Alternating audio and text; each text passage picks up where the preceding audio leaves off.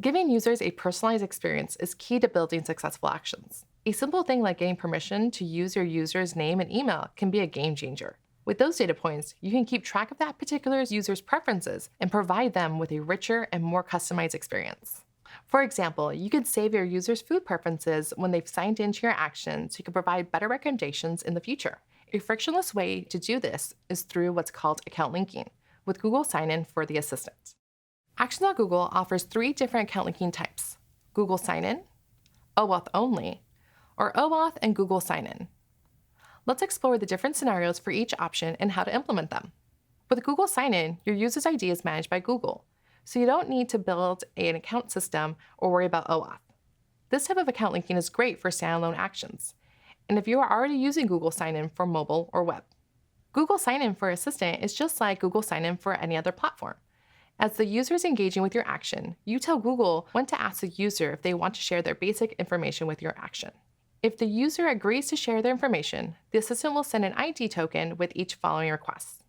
The ID token is cryptographically signed by Google. You'll need to code it using a JWT decoding library and Google's public key. You verify it by checking the token's issuer is the value of your client ID. Then you use the JSON that contains the user's name and email address. If you're using our client library, we handle this for you. Pretty sweet. If the user does not consent to share their profile information with your action, you should still provide the best service that you can without associating an identity with the user.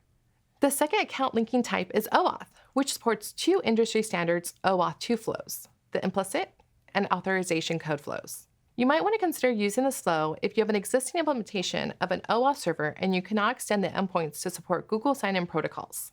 We do discourage using OAuth only for conversational actions because it requires transferring the user from voice to screen, which increases user friction. The last account linking type is a combination of OAuth and Google Sign-In.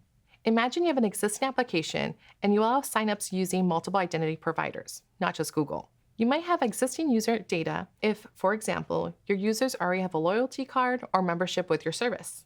You want to allow users to engage with your action and connect their Google account with your already existing account that uses a non-Google identity provider account in your system.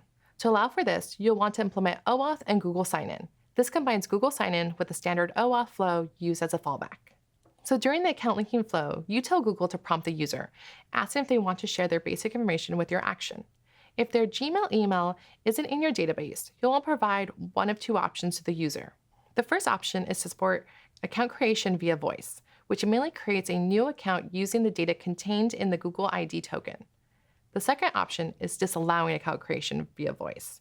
If you choose this option, the assistant sends the user to your web login on their phone, so you could use your authentication system to log them in with a different account. You'll want to use the first option, supporting account creation via voice, if you want to minimize friction of the account creation flow. You'll want to use the second option, disallowing account creation via voice, if you need full control of the account creation flow, or if you want to maximize the chances that the user will link to their existing account instead of creating a new duplicate account.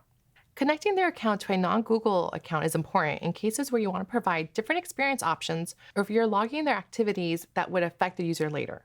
As mentioned before, this is helpful if you have a loyalty program. For example, you want to keep track of any points they earn during their experience using your action with their already existing account.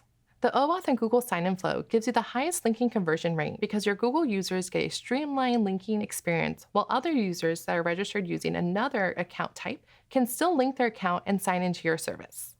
These are the different ways to implement account linking so you can create fantastic actions.